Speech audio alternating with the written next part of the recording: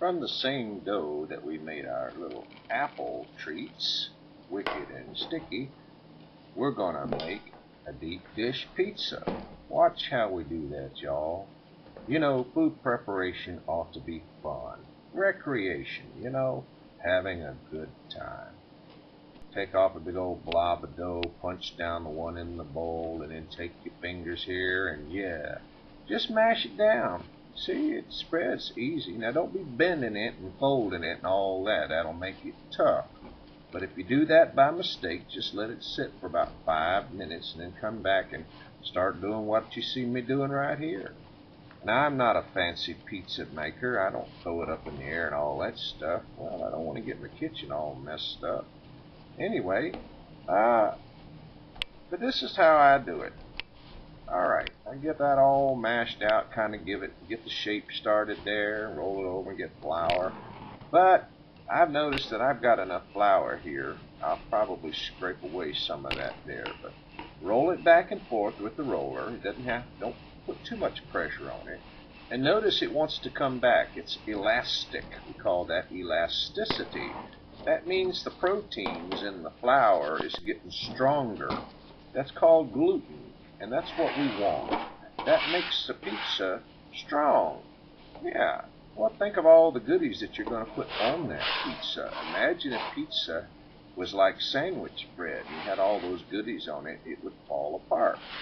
Well, we want a strong crust. Not so strong that it's tough like cardboard, but we want a nice, pleasant strength to it so it holds all the goodies that we're going to put on it. Roll it out. Take your time.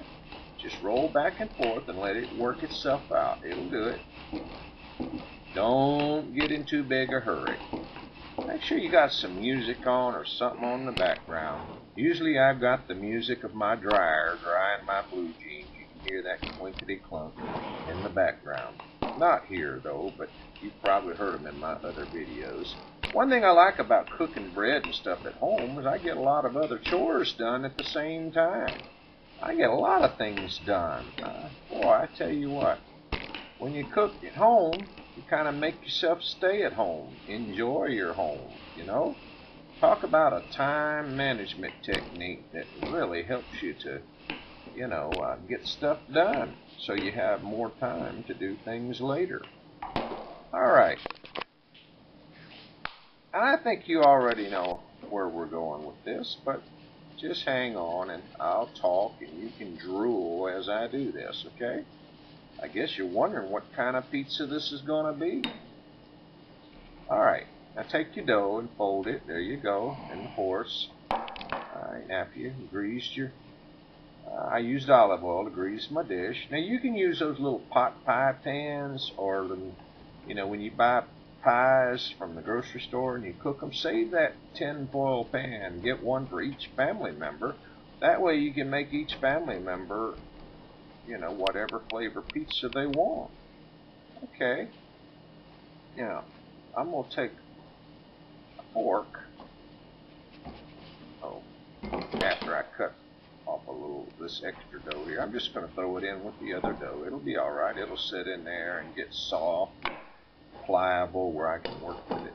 All right, now I'm going to go get a fork, and I'm going to prick the inside of this dough all over the bottom. And what that will do is help the heat coming from the oven to penetrate that dough more.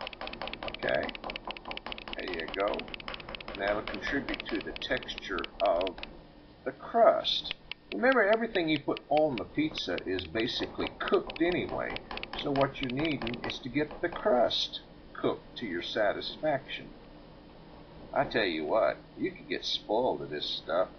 I hope you're not having marital problems, but maybe this could be one thing to help the family get along. I don't know.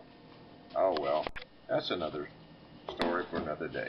You remember those vegetables I cooked up the other day? Sliced up Italian tomatoes with the shredded broccoli and carrot mix and some caramelized onion. Oh yeah, and I threw some garlic in there and some Italian seasoning. Look at here. Now you can put just about anything in your deep dish pizza. Look, make use of those leftovers. Barbecue, Even chicken. Take it off the bone, cut it up, and put it down in there, flavor it up. Put some cumin seed to give it that Mexican flavor. Or take some leftover pork chop, cut it up in little pieces and put it all in there. And a leftover steak or leftover hamburger. You get the idea. Bacon, you bet. Parmesan cheese, there we go. But hey, let's get some of that good old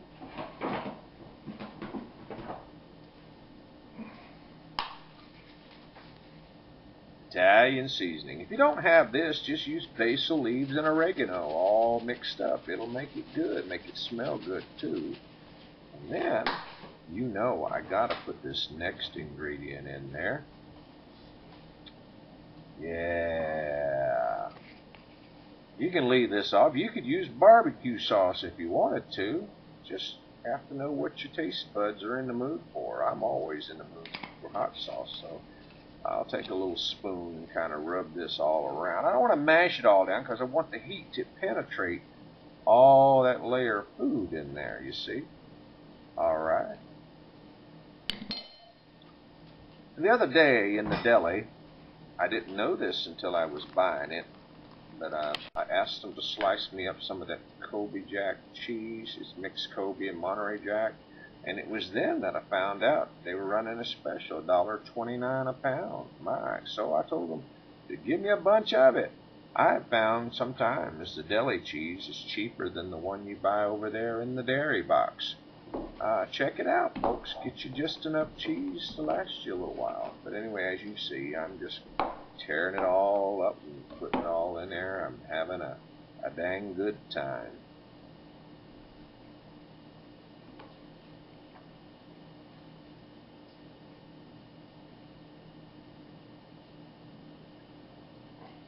Now I'm putting plenty of cheese around the edge there because I'm going to roll that crust over it in just a minute. Okay? Now you can make what they call a stuffed crust. By the way, you don't need a deep dish pan to do this. You could roll it out flat into a square pan, a rectangular pan, a round pan. Yeah, sure.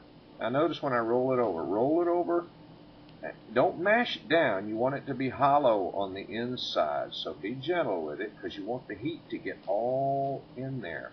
If you mash it down, it's going to be thick and hard like cardboard, you know, like some of these pizza deliveries, you know, that crust, that part you don't like to eat so much. Leave it hollow. Okay, notice I'm kind of rolling it over at an angle. Alright, and then I've used olive oil at various points along the way so that the crust can be somewhat moist, tender, tasty. You should use butter or butter and garlic mixed together. I could have put some Italian seasoning in the crust in this. I just didn't do it this time, but sometimes that's what I do. I put it into the crust. Prick it so the heat can get down in there and it'll contribute to the texture. There you go. Now we're going to let this sit in this dish for about an hour. Cover it up so it'll puff up a little bit.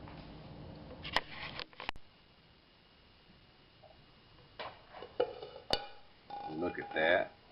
By the way, I did these at the same time as I did those apple things. That's what's in the other dish. Put it in a cold oven. Right. Shut the door and then turn the heat on. About 325 to 350. We're going to cook this one for about 30 minutes.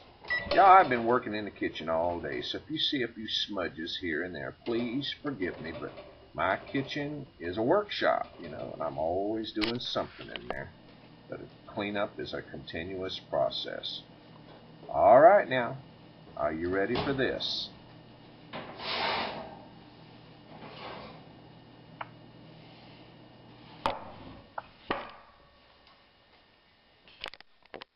Give it a final brush down of butter or oil. This is Big Bear Ron. Have you enjoyed the ride? Until next time, be good and be good at it. Y'all come back now.